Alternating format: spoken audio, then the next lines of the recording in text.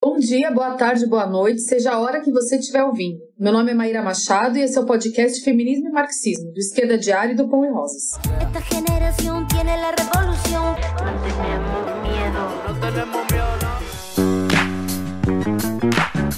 Não era ele, não era eu, era a sociedade. Com essa frase, as feministas da segunda onda do feminismo internacional irrompem em um momento de luta de classes em todo o mundo nos anos 70 para questionar toda a moral que impunha todo tipo de amarras para a sexualidade das mulheres, querendo nos enfiar goela abaixo a monogamia e a heteronormatividade. Elas disseram que o pessoal é político, o que nos permite abrir um debate sobre muitas das tendências do feminismo. Liberal, radical ou socialista? Em tempos de Bolsonaro e Damares, de abstinência sexual, de belas, recatadas e do lar, vamos dar um mergulho na segunda onda do feminismo internacional, então vem com a gente. E para preencher essa lacuna fundamental, a gente está aqui com a pré-candidata a vereadora do MRT pelo PSOL em Santo André, a professora Maíra Machado. Dá um oi pra gente, Maíra. Oi, pessoal. E a trabalhadora da educação, Jéssica Antunes. Dá um oi pra gente, Jéssica. Oi, Diana. Oi, Maíra. Oi, ouvinte. Bom, gente, para entender a segunda onda do feminismo, é indispensável a gente entender o que estava acontecendo mundialmente. Isso porque o resultado da Segunda Guerra Mundial reconfigurou a economia e a política internacional. Como apontaram na revista Estratégia Internacional, nossos camaradas Juan Tingo e o nosso querido camarada Eduardo Molina, que faleceu recentemente, eles falavam o seguinte: o ponto mais alto da hegemonia norte-americana se deu quando o mundo emergiu da Segunda Guerra Mundial e foi reconhecida a Ordem de Yalta e Potsdam. O que era isso? Era um momento no qual essa ordem se apoiava na superioridade econômica e militar dos Estados Unidos, mas também contava com a colaboração contra-revolucionária do aparato stalinista na Rússia. Eu queria já indicar aqui o episódio sobre o stalinismo, aqui do nosso podcast, para poder aprofundar aí nesse tema. Bom, foi esse acordo que permitiu a consolidação da hegemonia norte-americana no pós-guerra. Então isso, se tratava na realidade de um pacto para evitar que os processos revolucionários que emergiam nos países centrais pudessem questionar essa mesma ordem. Então a combinação entre a destruição das forças produtivas durante a guerra, literalmente a destruição de cidades inteiras, e o próprio papel do stalinismo no desvio e na derrota da revolução em países centrais da Europa foram as bases do que ficou conhecido como o boom do pós-guerra.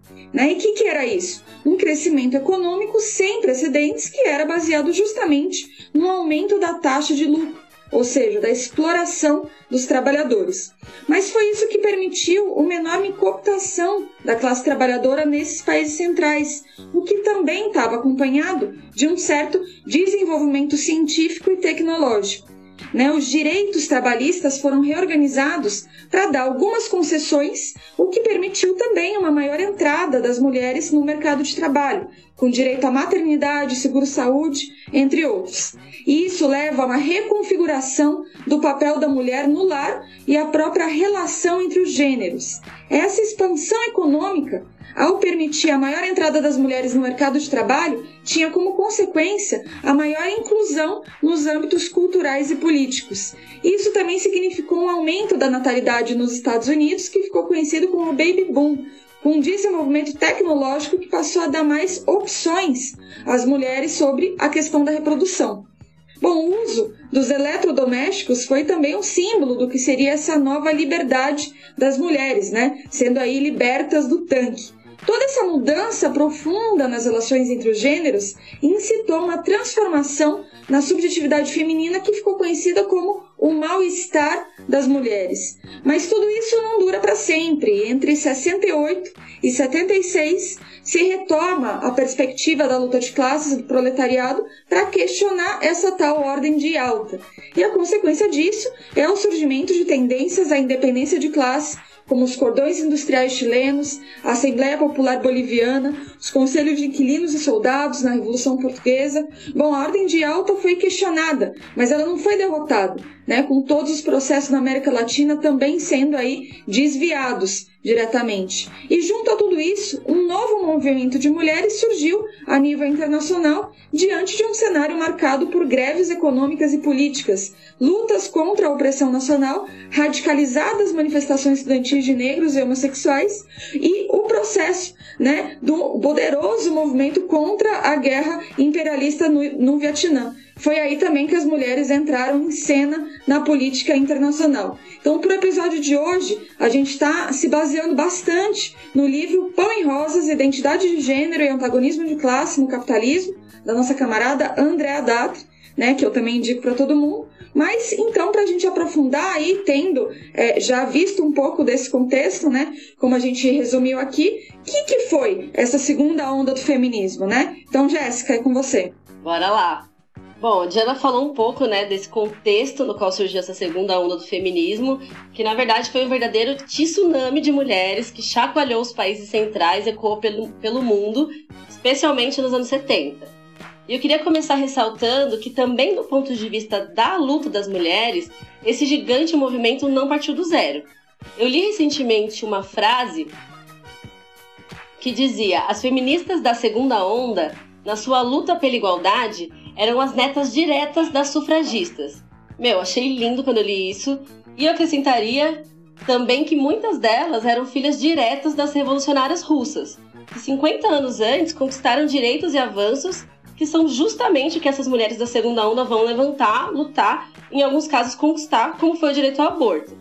Inclusive, uma das frases famosas do presidente dos Estados Unidos na época, o Nixon, quando ele vetou o direito à creche, foi: não queremos que as nossas mulheres sejam como as soviéticas. Queremos que elas cuidem sozinhas de seus próprios filhos. Como se exigir o direito à creche fosse uma forma de não cuidado, né? Quando era exatamente o contrário. E eu acho que para começar a entender um pouco esse momento, a gente precisa tentar esquecer o que é a realidade das mulheres hoje e tentar se imaginar numa sociedade onde nada do que eu vou dizer agora era questionado. Então pode parecer assim, poxa, mas isso aí a gente debate todo dia. Só que naquela época isso tudo estava sendo questionado de forma massiva e pública pela primeira vez na sociedade ocidental. E eu digo ocidental porque na Revolução Russa, que vocês também podem ver aqui no podcast, o debate foi inclusive muito mais avançado em relação ao direito das mulheres, né? Mas de fato essa segunda onda feminista foi um movimento que no início questionou profundamente a ordem social e moral dominante da sociedade e tinha como característica geral que marcava esse movimento a radicalidade e a anti-institucionalidade. Então vamos lá, para a gente sentir um pouco o que era a época. Dentre as denúncias e as reivindicações que rompiam por parte desse movimento, que era principalmente de classe média, estudantes, mas que acabou também mobilizando setores muito mais amplos, somado também às pautas que estavam fortíssimas no momento, como a Di já citou, da Guerra do Vietnã, a luta negra, a luta LGBT, era muito forte entre essas pautas a questão do sexismo, ou seja, da discriminação somente por ser mulher, e a exigência, né, de igualdade nos locais de trabalho, de estudo, na ciência, nos meios de comunicação. Era um questionamento assim, bem global mesmo. Vamos pensar que a sociedade da época é bem estilo Damares Alves, sabe? Para se ter uma ideia, só as mulheres de classe alta podiam ir para as escolas e universidades. Já dá para ver aí uma questão de classe se ligando também com a opressão de gênero. E mesmo para elas, a grade não era igual a dos homens. Tinha aula de cuidado da casa, como fazer uma fralda, como lavar bem uma louça, nesse nível. Então, mesmo essas mulheres, quando iam buscar emprego, era um sexismo ainda maior do que a gente vê hoje. Ainda mais escandaloso, quase que exclusivamente sendo emprego só na área de serviços. E quando elas conseguiam trabalhos semelhantes aos dos homens, era para ganhar 60% a menos. Tipo, uma mina com doutorado ganhava menos que um cara com ensino básico, estando na mesma posição de trabalho. E isso as mulheres brancas, de classe média, porque para as negras, latinas, imigrantes era bastante pior. E por isso também tinha um peso muito importante a consigna de igual trabalho, igual salário. E nesse âmbito, uma conquista enorme do movimento nos Estados Unidos foi numa batalha para que as companhias de telefonia pagassem retroativamente a diferença salarial entre mulheres e homens que ocupavam os mesmos cargos. Foram milhões de dólares pagos para essas mulheres, é brutal, né? E principalmente as feministas socialistas, porque havia vários feminismos nessa grande onda, a gente vai falar um pouco hoje ainda, elas tinham uma frase muito forte que era: queremos emprego, porque trabalho já temos de monte. Para denunciar a dupla jornada de trabalho, especialmente das mulheres proletárias que tinham que trabalhar fora e fazer o trabalho de casa não pago, como ainda é hoje, né? Mas, bom, se a gente for pensar que naquela época a entrada das mulheres na grande maioria dos bares e eventos sociais era proibida, não tinha muito o que elas fazerem na rua depois do trabalho, né? Era ir para casa limpar. Então, assim, um absurdo. E a questão das creches também, como eu já citei, era uma demanda massiva por creches 24 horas. Inclusive, esse elemento de reivindicar a vida pública, o direito à noite, o direito ao trabalho, creche 24 horas, fez com que muitos setores conservadores fizessem uma caricatura de que todas as feministas odiavam as famílias, odiavam as crianças, quando não era nada disso. Sim, e Jéssica, a questão da liberação sexual das mulheres também, né? Do direito ao corpo, contra o feminicídio e a violência, era tipo a primeira vez que a violência de gênero era debatida no ambiente público, né? Então tinha faixas que escreviam essas coisas, né? Tipo, mulheres unidas exigem o direito à noite, de sair, de não ser violentada, né? Toda essa questão acho que é muito importante. Sim, totalmente. Tipo, imaginem, não existia o mínimo de direito e o mínimo de informação sobre saúde da mulher, não tinha informação nenhuma, era um total tabu em torno do prazer feminino. E eu tô falando todos esses detalhes assim pra gente entender junto qual que era a magnitude desse questionamento à ordem social e moral de enorme opressão à mulher.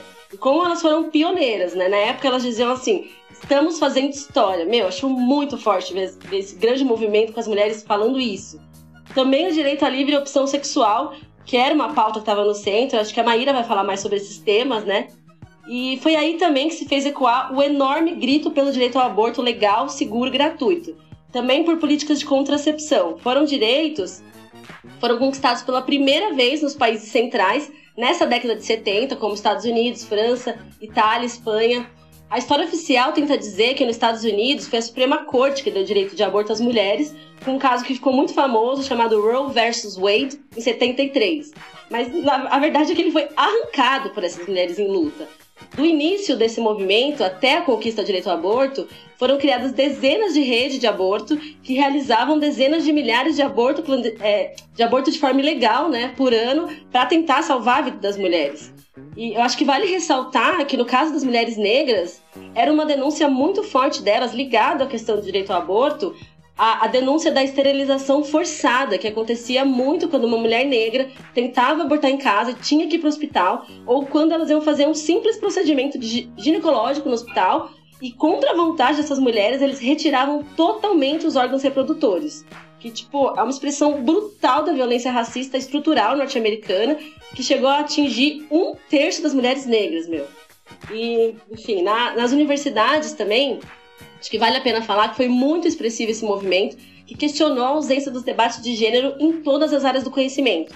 Tem uma imagem muito forte das formandas de história queimando seus diplomas, porque não havia nem rastro da história das mulheres, de mulheres na história, como a gente vê ainda hoje, né? Nesse sentido que o Põe Rosas editou o livro Lutadoras, que é justamente para fazer esse resgate da nossa história, que até hoje não é contada. Então, comprem esse livro. E aí, nesse momento, por esses protestos, pela primeira vez se conquistou disciplinas nas universidades que tratavam de reconstruir a história dos estudos de gênero. E o caráter internacionalista também da luta das mulheres, acho que vale a pena citar, que já vinha desde de feministas como a Clara Zetkin, por exemplo, voltou com toda a força nesse momento. Em 76, vários grupos de mulheres se reuniram na Bélgica, em Bruxelas, para realizar um tribunal internacional de denúncia de crimes contra as mulheres. Bom, acho que deu para sentir um pouco o drama do momento e imaginar a força social que foram essas mulheres cheias de ódio, que me lembra mais uma vez da já citada aqui no podcast a comuneira Luísa Michel. Cuidado com as mulheres quando se sentem enojadas de tudo que as rodeia. O medo que elas causaram foi tanto que a burguesia chegou a classificar o movimento como risco de segurança nacional e infiltraram agentes da CIA, da Interpol, para fazer espionagem na reunião das minas. E nos países centrais, principalmente, América do Norte, Europa, onde essa onda foi um movimento totalmente massivo. Para se ter uma ideia, as marchas elas reuniam 30, 50 mil manifestantes. Em 78, teve uma marcha em Washington que reuniu mais de 100 mil mulheres. Tiveram países menores na Europa, como a Islândia, por exemplo, que a greve geral de mulheres chegou a atingir 90% das mulheres do país. E nesses países centrais se multiplicavam diariamente, né? Os grupos de mulheres por todas as cidades, países, foram criados grupos de poetas, bandas de esporte, escolas de mulheres, que foi nesses lugares onde o movimento conseguiu se desenvolver e ir mais longe, né? Porque nos países da América, nos países que a gente pode chamar de periferia do capitalismo, como por exemplo aqui na América Latina, foi muito menos expressivo esse movimento. Ainda mais se a gente for pensar que foi justamente nas décadas de 70 que as mulheres estavam nesse país metidas em vários ascensos operários da luta de classes, e nos anos 70 onde se aplicaram os golpes militares. E aí muitas feministas e militantes socialistas foram presas, perseguidas, obrigadas a se exilar. Então foi muito difícil tomar essa mesma expressão aqui. Mas foi bem mais incipiente o movimento, ainda que sim se formaram grupos de estudo, debate, principalmente os setores mais intelectualizados, inclusive realizaram algumas ações mesmo sob as ditaduras. É muito empolgante e interessante essa história da segunda onda do feminismo. Lendo e estudando sobre esse tema e essas mulheres que se rebelaram naquele momento, me vem à mente uma história que a minha mãe sempre me contava, de quando ela menstruou pela primeira vez lá pelos anos de 1968. Ela não tinha a menor ideia do que estava acontecendo, do que era aquela transformação no seu corpo. Eu ouvi essa história quando eu era adolescente e imaginava o medo que ela sentia. Por um lado, de estar sangrando sem saber o motivo, e o medo que ela tinha de chamar minha avó e ser questionada. Mas por que você está sangrando bem aí? Essa é uma alegoria, mas poderiam ter outras sobre a formação dessas mulheres que romperam com suas reivindicações e que transformaram a visão das mulheres sobre si mesmas e sobre o mundo, do que era visto até aquele momento como natural, do que era normal e do que deveria ser procurado pelas mulheres, qual era o modelo de felicidade que deveria ser tomado por todas, caso quisessem ser parte da sociedade. De pensar nas mulheres de 30 anos que já estavam casadas, com maridos de quem não gostavam, com filhos que não desejaram e que achavam ainda tão jovens que sua vida já tinha acabado, parece quase inevitável que milhares de vozes revoltosas se colocassem em marcha. As mulheres que foram em massa para a indústria da guerra nas décadas anteriores passaram os anos 50 como mercadorias a serem consumidas, e sua organização inicial como feministas se choca com o modelo de família estabelecido para os padrões de acumulação capitalista. Antes de mais nada, essas mulheres combatem a escravidão do lar, a obrigatoriedade de serem mães, os desconhecimentos em relação ao prazer sexual. É real que as mulheres mal conheciam seus corpos, e a propaganda oficial era de que nem existia orgasmo feminino. Nossa, Maíra, que situação de opressão, exploração e submissão brutal, né? Sim, muito brutal. Sabem que o Engels, muito antes da organização das mulheres, na chamada segunda onda do feminismo, já falava disso no seu livro A Origem da Família, do Estado e da Propriedade Privada em relação ao casamento monogâmico. Ele diz o seguinte: a mulher se viu degradada, transformada em serviçal, em escrava da luxúria do homem, em um simples instrumento de reprodução.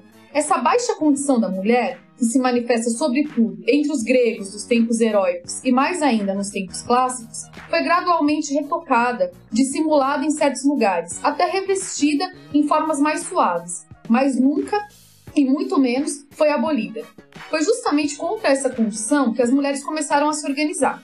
E por conta desse questionamento ao suposto lugar da mulher no lar, elas levavam faixas em suas marchas que diziam: fora de casa e dentro do mundo. Hoje, contraditoriamente, enquanto os governos se unem junto às igrejas e proíbem que conheçamos o nosso corpo, com um simples clique você pode acessar qualquer tipo de conteúdo pornográfico que você quiser.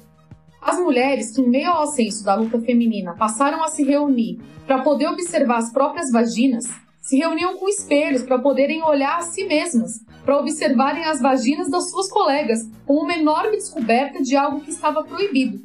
Esse proibido era a própria sexualidade e com ela o direito de decidir sobre a própria vida. Então, nesse momento em que vários lugares do mundo existe um questionamento de massas à ordem capitalista por um lado e por outro ao controle burocrático stalinista na União Soviética, o movimento feminista se impactou por esses processos e teve como base a necessidade da libertação sexual, ao orgulho de ser aquilo que se é. Na verdade, ao orgulho de poder lutar para que se possa ser o que é.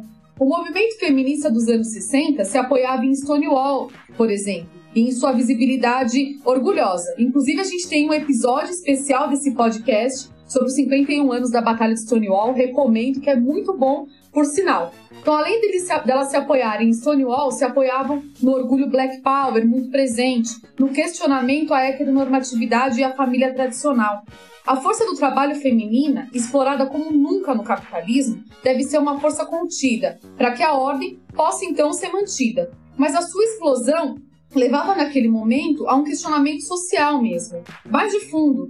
É interessante observar, por exemplo, que a Organização das Mulheres permitiu que todo um setor de mulheres lésbicas pudessem se posicionar, sendo que até então as mulheres lésbicas que eram descobertas sofriam os piores castigos, eram expulsas das escolas e universidades. Bom, já que nem existia o prazer sexual feminino, como seria possível então conceber que existiam mulheres que gostavam de outras mulheres? Vale lembrar aqui que a homossexualidade era proibida por lei e considerada uma doença grave em diversos países, inclusive nos Estados Unidos, que até 1962 proibia a sodomia em todos os estados, e a punição podia ser mesmo até com a morte. E mesmo quando essas leis mudaram, os preconceitos não mudaram em nada. Apesar de terem conquistado legalidade, podemos dizer que até hoje não existe igualdade perante a vida. No marco desse enorme movimento que foi a segunda onda, a reivindicação do direito ao aborto foi uma mostra clara de que as mulheres queriam ser donas de seus corpos. Imaginem que até então, falar com 3 pessoas sobre o aborto podia ser considerado como uma conspiração para cometer um homicídio qualificado, uma coisa absurda. Esse direito foi conquistado lá atrás, mas hoje ele é questionado e retirado. Só que eu acho importante fazer uma brevíssima digressão histórica para lembrar que estamos falando dos anos 70 nos Estados Unidos, mas que as mulheres soviéticas conquistaram o direito ao aborto em 1920, no marco da Revolução Proletária. Já nos contou essa história a Wendy Goldman, no livro Mulher, Estado e Revolução. A legalização do aborto é tão falada e combatida pelos setores conservadores justamente porque quebra a lógica da submissão feminina. A mulher podendo realmente decidir sobre o seu corpo. Nesse sentido, se choca com a localização da mulher como propriedade, como objeto pertencente ao homem. É interessante porque o questionamento da mulher como propriedade pode levar a questionar a própria propriedade privada de conjunto. Justamente porque foram 2 ideias que surgiram juntas na história, ligadas à necessidade de um herdeiro legítimo para que o homem pudesse deixar sua herança, o que acaba com o fim da propriedade privada em si. Uma mostra que a abolição da propriedade privada é uma condição para a emancipação completa da mulher. Nesse momento, nos anos 60 e 70, a pílula anticoncepcional chega para as mulheres e aparece como marca de conquista desse movimento. O medo da gravidez era gigante, apavorante, e isso estava diretamente ligado com a questão da libertação sexual da mulher. Ao mesmo tempo, existiam questionamentos justamente porque muitos problemas físicos são colocados para as mulheres que tomam pílula. Demonstração de que a medicina capitalista não cuida da vida das mulheres e que o preço a pagar pela libertação sexual não poderia ser a vida. Elas exigiam estudos, então, e pesquisas sobre a saúde da mulher, sobre o prazer da mulher e sua anatomia, e inclusive questionavam: por que não existe uma pílula para os homens, se o sistema hormonal masculino é muito mais simples? Junto a essas questões, as mulheres lutavam por igualdade salarial, creches, como a Jéssica explicou pra gente, mas é interessante ver que esses direitos que até hoje esses direitos até hoje não foram conquistados por conjunto da população. E mesmo no Brasil atual, o direito à creche, por exemplo, não é um direito pleno para as mães trabalhadoras. Olha, gente, a Jéssica e a Maíra, elas expressaram bem fortemente o quão emblemático foi a segunda onda do feminismo. E eu diria que ela é extremamente fundamental para a gente entender todos os feminismos de hoje, né? Um montão de corrente, né? Enfim, é nesse momento que se delineiam várias dessas tendências e correntes teóricas e ideológicas. A gente vai chegar aí daqui a pouco. Mas então, para sintetizar, né, o que a gente pode dizer que foi esse feminismo? Né? Acho que dá pra gente dizer que o feminismo da segunda onda, ele é tipo a resposta às transformações nas relações entre os gêneros, que foi um subproduto das mudanças econômicas e de configuração das forças de trabalho que acontece nos países centrais nesse pós-Segunda Guerra Mundial. né? Só que qual que é a questão? Ao mesmo tempo, ocorrem também importantes processos da luta de classes, como, por exemplo, o movimento contra a Guerra do Vietnã nos Estados Unidos, que vai atrair aí milhares de pessoas, né? E vira uma grande causa popular, e especialmente na juventude. E o imperialismo vai receber um duro golpe político, né, com a derrota no Vietnã. Começam também a ter revoltas massivas pela igualdade de direitos dos negros, né? Enfim, alguns anos antes também vale citar também um importante processo francês, como que foi o Maio de 68. Na América Latina foram muitos processos também, como no Chile, na Nicarágua, em outros países, né? Isso era uma expressão de um pós-guerra no qual a ordem de Yalta, né, que eu citei aí no começo, e o criminoso acordo do stalinismo com o imperialismo norte-americano, né, não conseguiam conter as contradições de classe, né, o que mostrava também que, ainda que as mulheres estivessem aí se movimentando, não era suficiente para questionar o conjunto da ordem que estava instalado, que ia, obviamente, para além do momento pós-guerra, né, mas dizia respeito ao conjunto do modo de produção capitalista.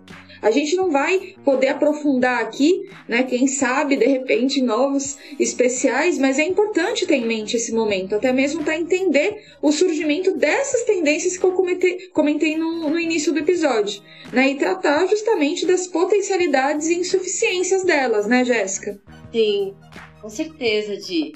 Acho que, sem ter em mente esses processos agudíssimos da luta de classe que você estava colocando agora, que estavam ocorrendo no mundo, fica difícil entender de onde veio a radicalidade e o profundo caráter questionador e anti-instituições que marcou esse movimento. Elas mesmas falavam na época, por tudo que estava acontecendo no mundo, a gente via que era o momento. Então, o que eu queria contar também, quando você fala dessas tendências, eu queria comentar um pouco sobre isso, a questão desses vários feminismos que existiam no movimento, né? E algumas autoras que foram muito importantes para as principais tendências que se desenvolveram nesse processo e que seguem até hoje, como você falou. Os grupos mais radicais, né, do movimento, em geral, eram mulheres que tinham militado em partido de esquerda e vinham de uma enorme desilusão com as vidas nos chamados países de socialismo real, que de socialismo, na verdade, não tinham nada.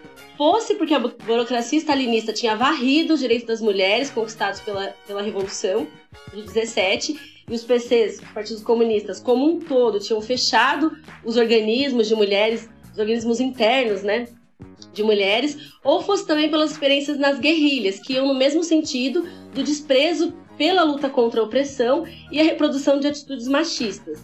Por isso, mas também pela popularidade enorme que tinha as ideias marxistas na época, é muito comum que a gente encontre nessas tendências categorias da teoria marxista, uma linguagem muito similar com o marxismo, ainda que de conteúdo, algumas se afastam completamente do que é o marxismo.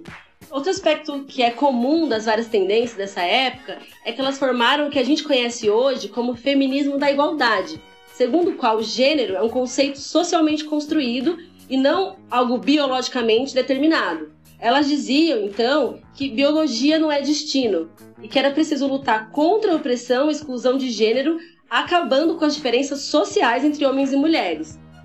Dentro desse chamado feminismo da igualdade, que mais tarde vai vir a ser questionado, né, pelo feminismo da diferença, lá principalmente nos anos 80, eu quero destacar 3 grandes grupos ou tendências e algumas das suas referências teóricas.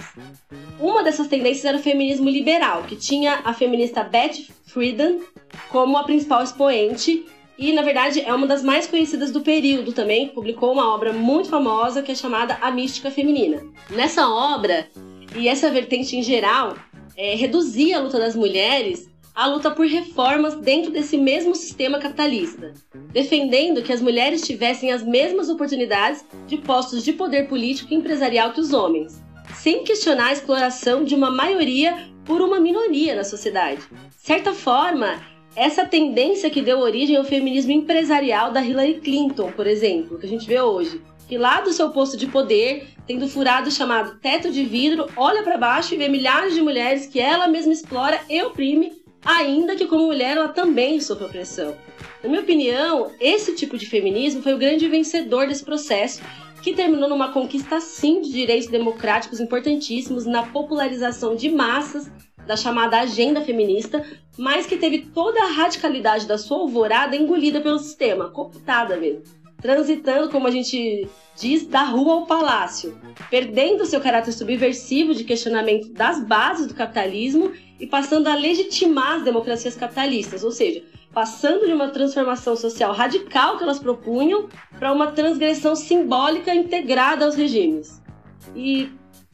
Mas assim, tanto esse feminismo liberal como o feminismo socialista, apesar das diferenças, eles eram chamados de feminismos reivindicativos.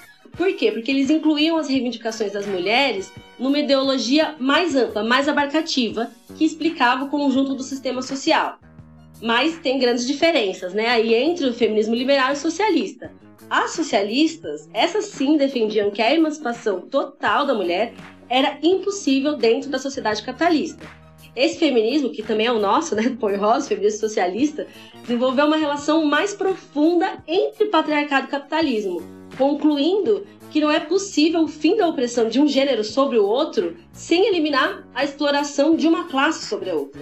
Uma importante autora dessa tendência foi a trotskista Evelyn Reed, que, apoiada nas elaborações da Kollontai e do Engels, publicou uma série de livros como Problemas da Liberação da Mulher, do Clã Matriarcal à Família Patriarcal, onde ela vai contrapor a sua visão em polêmica tanto com o feminismo liberal, mas especialmente com o feminismo radical.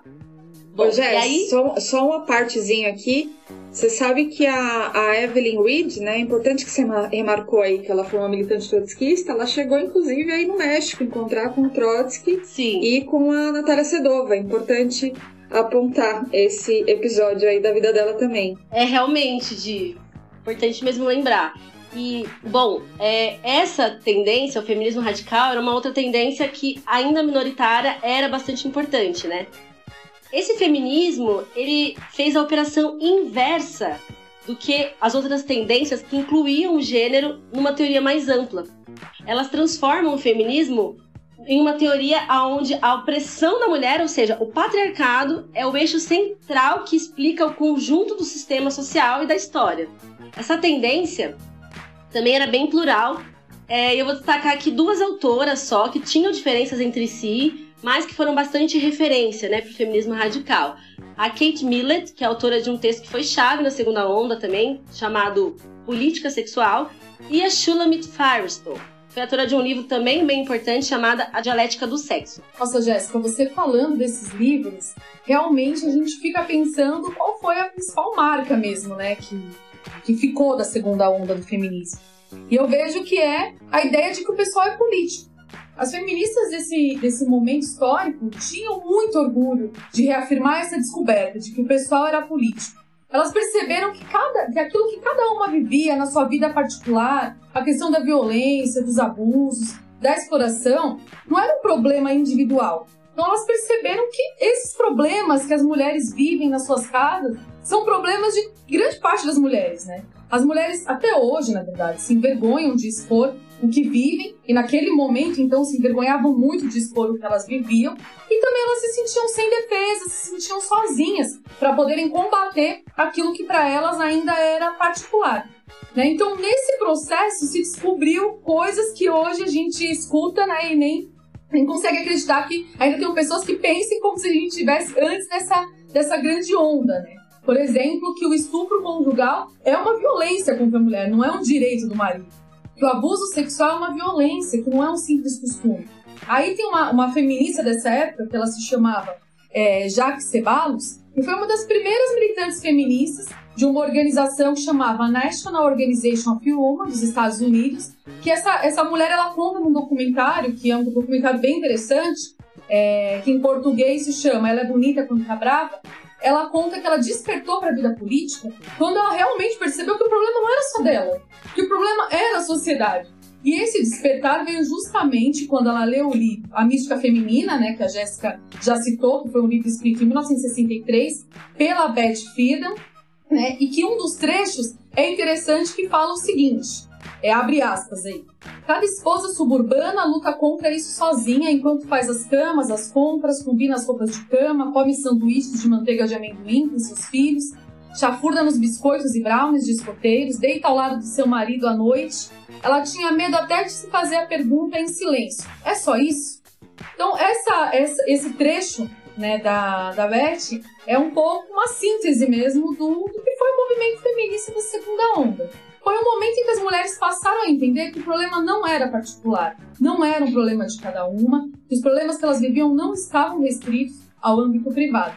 Então elas perceberam que tinha realmente um padrão que se repetia em várias mulheres, né, nas relações de várias mulheres, e que os testemunhos que elas começaram a dar nesses momentos, nas reuniões que elas faziam, onde todas contavam aquilo que elas estavam pensando e vivendo, que esses testemunhos reafirmavam que realmente o problema não era individual. Então, o feminismo da segunda onda, ele soube captar muito bem que aquilo que era visto como natural, que era, na verdade, uma cristalização de vários processos históricos, que, na verdade, não era natural, né? Então, daí elas estabeleceram uma premissa de que tudo que aparecia como pessoal, na realidade, era político. Que até mesmo a relação com o sexo era política. Então, nesse sentido, a gente tem que pensar e ir mais a fundo mesmo, para entender qual é o papel que cumpre o patriarcado. Então, mais uma vez, eu vou voltar lá no Engels, que considera o fim das relações matriarcais e o estabelecimento da unidade familiar e da monogamia como uma derrota histórica do sexo feminino, né? Então, esse embate tinha que encarar fortemente o patriarcado, tinha que se chocar com o patriarcado, que é justamente peça-chave na afirmação do próprio capitalismo, né? A gente repete bastante isso, né? Que o capitalismo se utiliza justamente das opressões para melhor explorar, né? Inclusive, se a gente for pensar, a exploração do trabalho feminino serve para rebaixar até mesmo o salário masculino. Por isso que a luta contra a opressão tem que ser tomada pelo conjunto da classe trabalhadora, não somente pela força das mulheres, mas pela força de todos os setores explorados e oprimidos, né? Para poder justamente batalhar contra o fim das opressões. Então, as feministas socialistas apontam justamente que no modo de produção capitalista, o trabalho doméstico cumpre um papel fundamental na reprodução gratuita da força de trabalho. Nesse marco, a violência contra as mulheres não é um fenômeno excepcional, individual, que foi originado de um cara que tinha uma doença, como um indivíduo isolado, como se fosse um problema individual também do homem que agride, do homem que violenta a mulher. A violência contra as mulheres, nessa época, deixou de ser um tabu. Essa violência foi silenciada por anos, pela privacidade das quatro paredes da casa, né? Então serve como um mecanismo de disciplinamento, serve como um instrumento até de intimidação, de coerção das mulheres, justamente para poder manter esse status quo patriarcal, no qual todas as mulheres estão subordinadas. Então entender que o pessoal é político permite justamente que a luta contra a opressão de gênero não seja individualizada, não seja cada mulher individualmente lutando contra a sua opressão. Só é possível travar essa luta seriamente se for uma luta coletiva, né? Então a libertação feminina não tem como acontecer enquanto milhões de mulheres seguirem sendo subjugadas, violentadas, atacadas. E infelizmente essa é uma realidade que a gente vive hoje ainda no mundo, em diversos países. Quando a gente vê vários direitos adquiridos nos Estados Unidos, em outros países de capitalismo avançado, a gente também sabe que 70% da população mais pobre do mundo, gente, é composta por mulheres e meninas, né? Todo ano, entre 1 milhão, 1,5 milhão e 3 milhões de mulheres e meninas são vítimas de violência machista. Esses dias eu estava vendo uma matéria das mulheres que desaparecem no Peru. E, inclusive, um número que aumentou durante a pandemia. Então, a gente sabe que tem vários avanços científicos, tecnológicos, no mundo inteiro. Mas 500 mil mulheres morrem anualmente por complicações no parto ou na gravidez. Inclusive, tem centenas de mulheres que morrem diariamente por causa dos abortos inseguros, clandestinos, né, que o capitalismo nos impõe. Além disso, a gente vê que a própria prostituição se tornou uma enorme indústria que gera muito dinheiro, né? E aí a gente vê que fruto da prostituição tem redes de tráficos de mulheres, enfim, uma cadeia de violência gigantesca que tem nesse momento no mundo, né? Entre os analfabetos, a maioria são mulheres, e também a gente vê um fenômeno muito interessante e muito importante, que é justamente a feminização do trabalho. Então hoje as mulheres já são 40% da força de trabalho e mais da metade dessas mulheres são trabalhadoras precarizadas. Inclusive a gente viu aí nesses últimos dias, nesses últimos meses, na verdade, que a gente está vivendo a pandemia, que são justamente as mulheres trabalhadoras as que são mais afetadas. Então eu vejo muito que levar até o fim essa visão de que o pessoal é político é entender realmente que a luta pela emancipação da mulher tem que ser uma luta anticapitalista. Tem que ser uma luta que questione e que possa colocar abaixo a propriedade privada. Muito bom, Maíra, concordo bastante. Eu queria aproveitar que a Jess comentou sobre a Evelyn Reed para citar aí um trecho do livro dela que chama Sexo contra Sexo ou Classe contra Classe, que eu acho muito bom. E ela falava o seguinte, abre aspas aqui: mas a luta pela libertação das mulheres é inseparável da luta pelo socialismo. A luta de classe é um movimento de oposição, não de adaptação. A subjugação das mulheres caminhou lado a lado com a dominação das massas trabalhadoras pela classe dos patrões. E o sistema capitalista, o estágio maior de desenvolvimento da sociedade de classes, a fonte principal de degradação e da opressão às mulheres. Então, quem são as melhores aliadas das mulheres no combate pela sua libertação? As esposas dos banqueiros, dos generais, dos advogados abastados, dos grandes industriais? Ou os trabalhadores negros e brancos que lutam por sua própria libertação?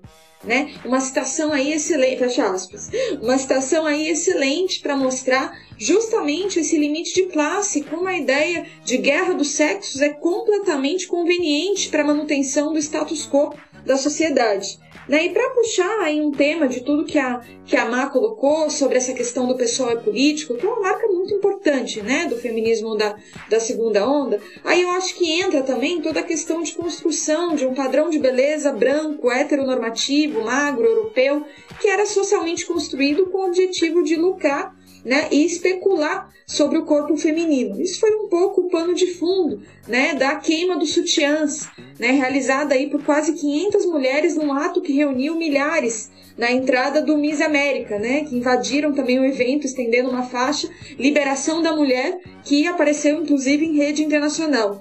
Eu acho que, obviamente, que inclusive isso não tem exatamente a ver com a situação das massas exploradas e oprimidas, né? A própria ideia de uma Miss é algo bastante emblemático, inclusive, de uma sociedade patriarcal, onde existiria uma mulher que seria a mais bela de todas, né? Mas esse evento aí marcou, né, historicamente aí um momento importante dessa segunda onda. Mas aí, para abusar um pouquinho da Evelyn Reed, até por conta desse tema, né, queria também ler mais um comentário dela nesse mesmo livro, né, sobre essa questão, inclusive, que ela falava o seguinte, abre aspas: uma mulher, para ser bela, tem que ser de certo tipo, pesar tanto, nem 1 grama a mais ou a menos, com determinadas medidas para os quadris, cintura e busto. As que fugirem desse esquema não são belas. Esses padrões mantidos e apresentados como modelo por meio das divas do cinema e dos concursos de beleza.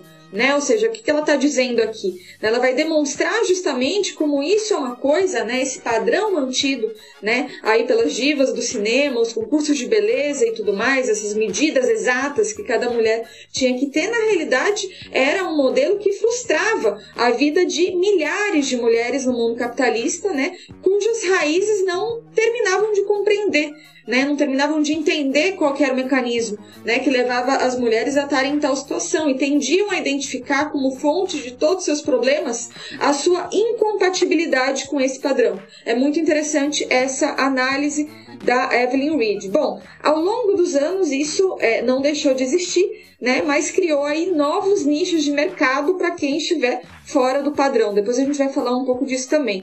De qualquer forma, né, os últimos movimentos de mulheres vêm lançando como consigna a ideia interessante também de que mulher bonita é a que luta, não é mesmo? Então, para resgatar toda essa reflexão e também trazer um pouquinho para hoje, faço esses comentários, mas a Jéssica segue agora para outros temas aqui no nosso podcast.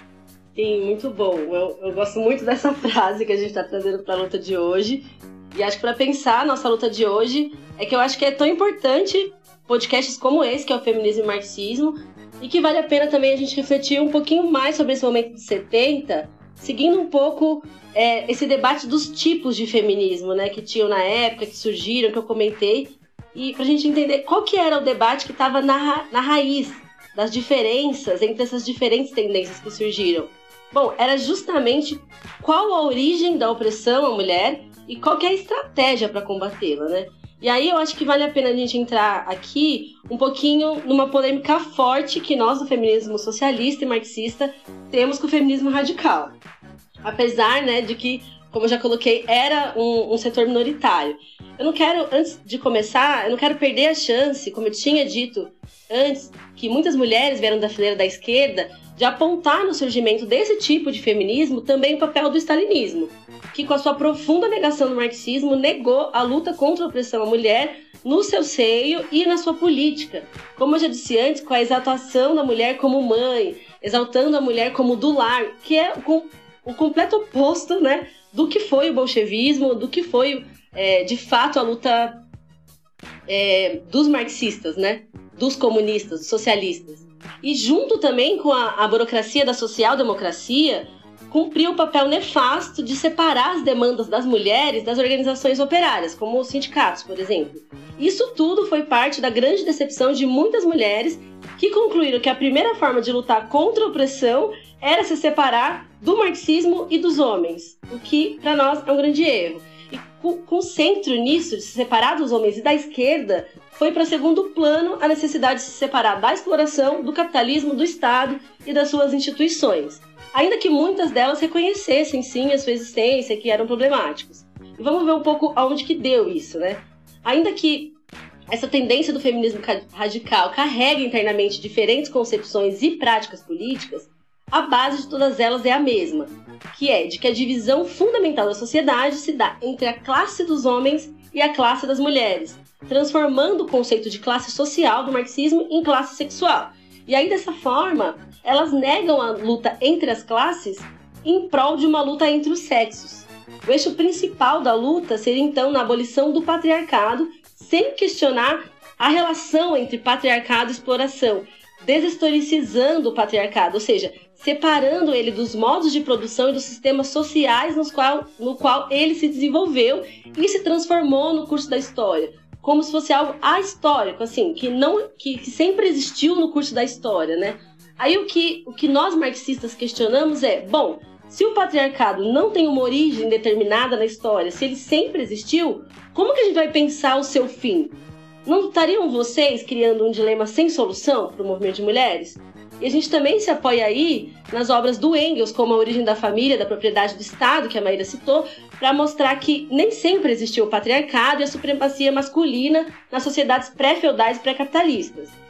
Que esse texto ele aponta uma série de sociedades matriarcais para demonstrar que o patriarcado tem um começo na história, o que nos ajuda a pensar as bases, né, para o seu fim. Recomendo muito esse texto que a Diana citou também, o Sexo contra Sexo ou Classe contra Classe, para se aprofundar nesse debate. E a luta das mulheres para as feministas radicais, então, que também são conhecidas hoje como radfem, né, seria uma luta contra os homens, que são os portadores das atitudes machistas que oprimem as mulheres. Então estaria a cargo apenas das mulheres enfrentar no cotidiano a luta contra o machismo e o patriarcado, dessa forma limitando nossa luta a uma batalha cultural, que é totalmente impotente para transformar o conjunto da sociedade e acabar com a exploração que pesa o dobro sobre os ombros das mulheres, em especial as mulheres negras e indígenas, como a Maíra também estava falando. E muitas jovens hoje buscam o feminismo radical porque parece o mais transformador, até pelo nome, né, radical. Mas, na realidade, a estratégia do feminismo marxista é a estratégia que aponta para uma transformação total da sociedade, acabando com esse casal exploração-opressão. Para mim, isso é bem mais radical. Algumas vertentes desse feminismo radical, como a da Kate Millett, que eu citei antes, defendiam que as mulheres eram uma classe social, sim, e apesar de elas serem separatistas, né, separando homens e mulheres, ela não igualava o sexo biológico e gênero.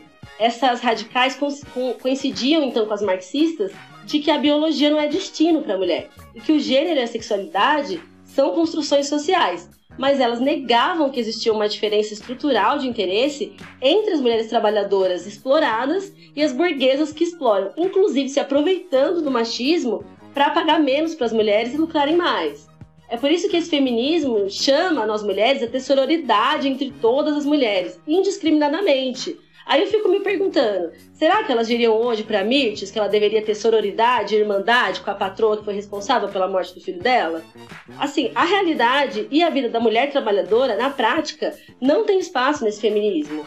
Tem outras correntes do feminismo radical que vão mais além ainda e defendem assim, abre aspas, a grande força motriz dos acontecimentos na história está na divisão de duas classes biológicas diferenciadas com fins reprodutivos e nos conflitos dessas classes. Essas palavras, essa citação, são da Shulamit Firestone nesse livro que eu comentei, A Dialética dos Sexos. Daí a gente entende o quê? Que a opressão da mulher está relacionada de maneira direta com a sua anatomia biológica e a capacidade reprodutiva que seria dominada pelos homens. E o patriarcado, por vir daí, ele é completamente ahistórico mesmo, ele vem direto da biologia. Essa visão a gente também pode dizer que é bastante essencialista, né, do que é o gênero. E para esse feminismo, o machismo era uma ação deliberada e consciente por parte do conjunto dos homens, algo da sua natureza mesmo, então não tinha colaboração possível entre os sexos na luta contra a opressão, pois os homens eram sempre abusadores em potencial. Daí, por exemplo, que surgem termos que a gente vê hoje como esquerdomacho, para dizer que o homem de esquerda ele não pode e não deve tomar para si a luta contra o patriarcado. E como a luta das mulheres é contra os homens, eles acabam se tornando então o grande inimigo. Surge também daí a visão do lesbianismo político, que na realidade é bastante conservador, eu acho, porque mesmo que a mulher sinta atração por homens, ela tem que negar os seus próprios desejos em prol da sua militância feminista. Isso me parece um pouco o oposto da total liberação sexual que estava sendo levantado pelo restante desse movimento de mulheres. Inclusive, nos anos 70, chegou ao ponto de alguns grupos proibirem mães com nenéns do sexo masculino de irem nas suas reuniões, porque elas estariam carregando um potencial agressor, tipo um mini esquerdomacho que é contra as mulheres. Então, dessas correntes, né, que tinham esse tipo de visão, que colocam as determinações biológicas no centro, é que surge o mais chocante e, assim, me permitam dizer, o mais repugnante dentro do movimento feminista, que são as feministas radicais trans-excludentes. Essas feministas, elas negam completamente a liberdade de construção do gênero. Então elas veem nas mulheres trans inimigas dentro do movimento de mulheres, porque elas seriam homens infiltrados no nosso movimento para roubar nossos espaços e manter a sua dominação. Vale lembrar Jéssica, só uma parte aqui, você tá lembrada que a gente foi chamada de Pau e Rosas, né? Justamente porque o Pau e Rosas é uma agrupação que organiza mulheres trans, né? Eu lembro bastante disso, porque foi um ataque bem forte de um setor meio insignificante do feminismo radical, mas que pra mim é bem emblemático disso que você tá colocando, né? Eu acho que é uma posição extremamente reacionária e tem que ser muito combatida essa visão contra as mulheres e os homens trans. Ao contrário, nós, o Pão e Rosa, está na linha de frente, né, da defesa da identidade, da livre identidade de gênero. Isso é muito importante remarcar, porque realmente teve esse surgimento todo aí nesse processo da segunda onda e até hoje existe. Eu fiquei passada na época, falaram Pau e Rosas, imagina, que coisa escandalosa e extremamente reacionária. Não, algo que a gente tem maior orgulho, né? A gente tem o maior orgulho de ser um grupo de mulheres junto com as mulheres trans, né? Com certeza. Vale lembrar também, quando você fala assim, extremamente reacionário, sim, porque desde aquela época até hoje, esses mesmos argumentos biologicistas são usados por setores da extrema-direita, da medicina e da psiquiatria também para patologizar o conjunto dos LGBTs. Dizer que isso não é natural. Então nós, LGBTs, precisamos de uma cura gay, justamente porque, né, é contra a nossa biologia. E segundo essas radicais trans-excludentes, gente, olha isso, as mulheres trans são privilegiadas em relação às mulheres cis, porque elas já foram algum dia, em algum momento, socializadas como homens. Então elas tiram vantagem do movimento de mulheres. Como a Diana falou, para nós do Põe Rosa, se a gente olha para a realidade do Brasil hoje, que é o país onde mais mulheres trans são assassinadas, agredidas, marginalizadas, jogadas à prostituição, falar de privilégio dessas mulheres não só é um absurdo, como é ridículo também, né? Então, assim, aí entra o problema de quando as reacionárias são as manas. Essa é uma frase que foi dita muito bem, na minha opinião, pela Andréa Datri, num texto sensacional, chamou Desejo sobre Suspeita. Procurem no Esquerda Diário lá e leiam, que pode parecer exagerada, mas não é, gente, porque quando essas feministas radicais, ao serem transfóbicas e negarem o direito à livre construção de gênero, aprisionando as mulheres à sua biologia, usam argumentos que se diferenciam muito pouco dos argumentos que são usados por Damares Alves, Bolsonaro, extrema-direita, fundamentalistas religiosos, inclusive ativistas anti-aborto. Na realidade, as feministas radicais usam esse argumento muito antes de ter Damares Alves, Bolsonaro na nossa vida, como foi o caso de uma ex-monja que se tornou uma feminista lésbica radical, a Janice Raymond, que ela escreveu em 79 um livro, olha o nome da obra, O Império Transsexual, A Construção da Bicha com Peitos. Infelizmente ficou muito famosa essa obra, e essa autora afirma nessa obra que a transexualidade busca reduzir a mulher a adornos superficiais. Para mim, na verdade, ela é quem quer reduzir a mulher e o gênero feminino a um útero, inclusive amarrando a gente, prendendo a gente ao eterno binarismo biologicista homem-mulher, que hoje é tão questionado pelo movimento internacionalmente. Elas dizem também, por exemplo, que as mulheres trans, na verdade, são homens disfarçados, né? Justamente para essa visão que a Janice Raymond colocava. E que o objetivo delas é colonizar o feminismo. Então a gente tem que temer quando elas usem o banheiro feminino de mulheres também, porque elas podem querer violentar as mulheres. Que os espaços onde tem as mulheres trans não são seguros para nós. Da mesma forma também, a Di falou dos homens trans, elas dizem que são traidores do seu gênero. Gente, realmente é muito reacionário. Só que, felizmente, se a gente for olhar, está crescendo no mundo inteiro a luta contra a violência das mulheres trans, pelos mínimos direitos democráticos que elas ainda não têm. E, enfim, por tudo isso que a gente está colocando, eu acho que é muito importante ficar claro as diferenças teóricas, políticas e de estratégia também, de como superar o patriarcado que separa profundamente as feministas marxistas das feministas radicais, assim como a gente também tem uma profunda separação com as liberais também, né, nesse movimento. E aqui, Jéssica, pensando que a gente ouviu aí nos últimos anos, né, com a extrema-direita falando o tempo inteiro que a gente estava vivendo a ditadura gaysista, esse tipo de coisa, como se assemelha a esse tipo de concepção reacionária que você relatou. Realmente, assim, é muito chocante. E eu acho que é bem importante a gente tentar ver como esse feminismo da segunda onda tinha realmente muitos elos de ligação com o próprio pensamento marxista. Uma coisa que eu acho que é bem interessante, quando as mulheres subiram lá na Estátua da Liberdade e colocaram uma faixa gigante que estava escrito Mulheres de todos os países unidos, né? Uma referência assim clara ao marxismo. E essa referência é interessante a gente perceber que ela não veio do nada, né? Ela é parte das distintas correntes de pensamento que surgiram lá naquele momento, mas também é parte de uma trajetória histórica, assim, muito importante da discussão do marxismo em relação à questão da mulher, né? Uma expoente, assim, nessa discussão, né? Uma mulher que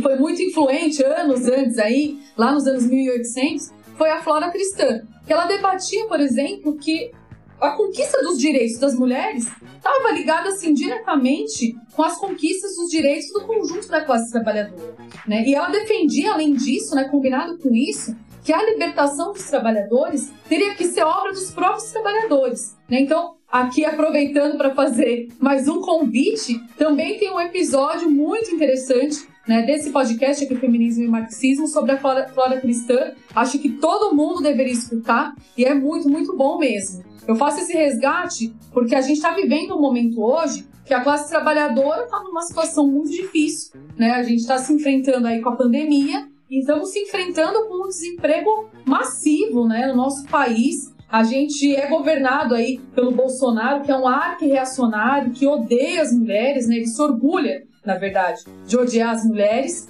né? Então hoje se coloca como nunca a necessidade da aliança das mulheres com o conjunto dos setores oprimidos, com o conjunto da classe trabalhadora, com os trabalhadores como um todo, né? Para nós marxistas, somente uma sociedade de livres produtores pode ser uma sociedade onde a igualdade possa se fundamentar não no atraso que oculta as diferenças, mas sim no respeito igualitário das diferenças, que estabelecem os elementos particulares da existência social.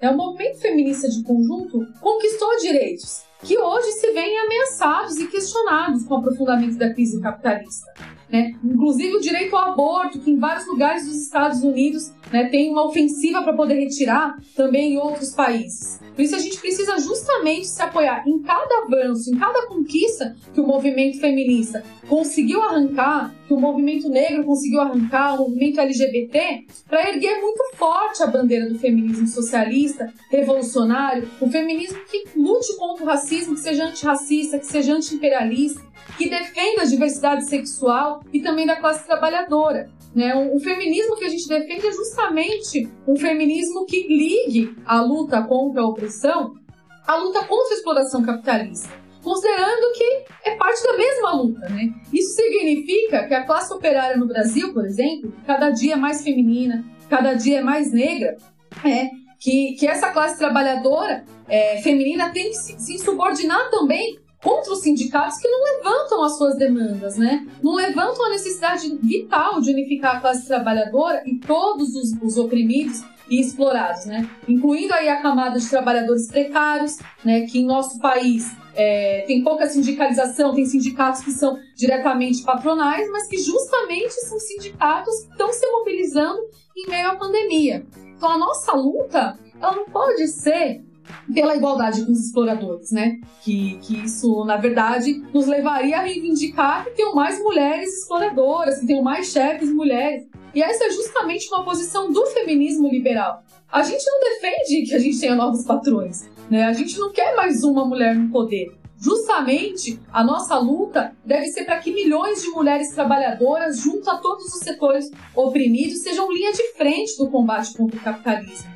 Essa unidade da classe trabalhadora, com a juventude, com o movimento de mulheres, com as organizações do movimento negro, do movimento LGBT e indígena, é o que pode revolucionar justamente essa atuação dos sindicatos, essa atuação das entidades estudantis, que separam justamente as lutas, departamentalizam, né? Então o capitalismo ele se apoia justamente no machismo, para poder oprimir ainda mais as mulheres, para poder explorar ainda mais os setores que são oprimidos. A exploração capitalista ela anda de mão dadas com essa opressão. E a gente sente isso todo dia, né, gente? A gente sente esse sufocamento que massacra as mulheres trabalhadoras, que assassina as mulheres trans, que mantém a precarização do trabalho, que inclusive mantém o trabalho doméstico invisível e gratuito até os dias de hoje.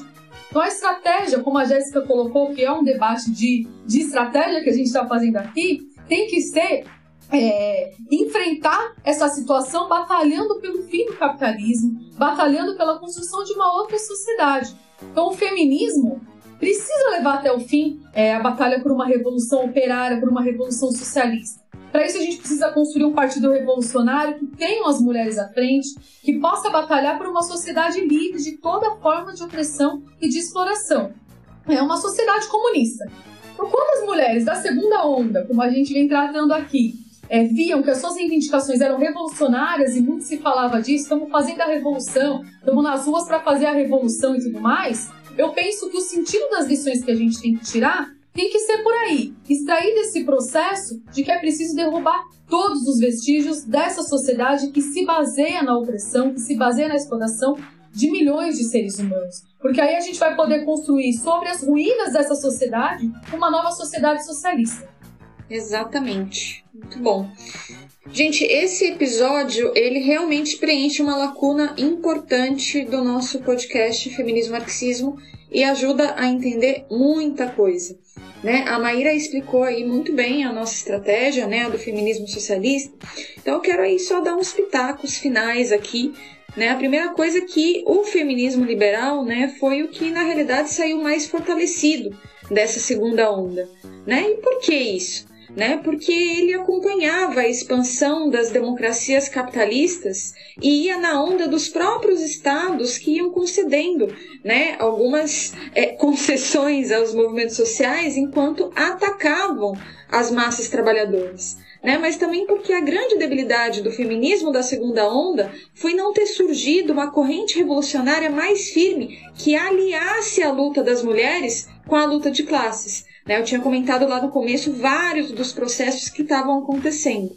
Então, se por um lado a consigna, né, o pessoal é político, que a Maíra explicou também muito bem todo o elemento progressista que tinha, né, então se por um lado expressava um avanço no sentido de não permitir a individualização dos problemas das mulheres, né, ou a ideia de que os problemas das mulheres não se tratavam de questões políticas, por outro lado também apresentavam um problema estratégico que era superdimensionar as questões pessoais e individuais, secundarizando um programa mais totalizante para o problema das mulheres, que ultrapassasse o questionamento, a moral e a cultura e atacasse diretamente os lucros capitalistas, né? O que só poderia se dar aliando a luta das mulheres com a luta da classe trabalhadora, né? Tanto é que o que a gente vai ver ao longo das décadas seguintes é justamente um processo de institucionalização e cooptação mais profunda, né, das alas mais de esquerda, mesmo das alas mais de esquerda da segunda onda,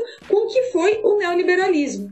Né? O Estado capitalista aí passou então a tentar cooptar esses novos anseios, né, e transformar eles em produtos aceitáveis dentro da ordem capitalista. Né? O feminismo liberal transformou isso na estratégia de galgar espaços de poder com mais mulheres presidentes, chefes de Estado, empresárias, ricas, milionárias, né? Essa história toda do teto de cristal que a Jéssica comentou, né? Que era essas mulheres aí quebrando o teto de cristal. Eu fico imaginando que caía todo o cristal, né, na cabeça das mulheres que ficavam ali na base, embaixo, né, trabalhando e sendo exploradas enquanto essas iam subindo. Bom, as alas reformistas do movimento se adequaram a essa nova situação, se dando aí por satisfeitas com essa ampliação de direitos. Só que isso acontecia enquanto as massas trabalhadoras eram vorazmente fragmentadas em subclasses, né, com efetivos e terceirizados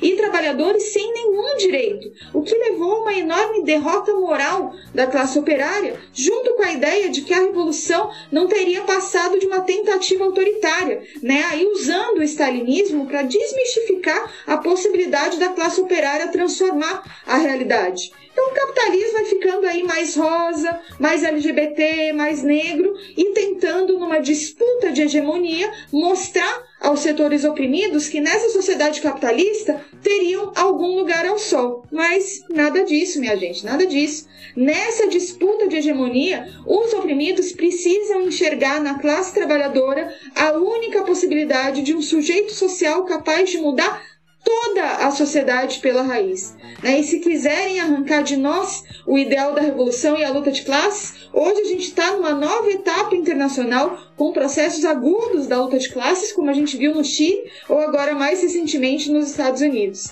Né? E esses novos processos da luta de classes trazem mais uma vez a necessidade de revisitar a história do movimento feminista e tirar lições sobre os seus erros.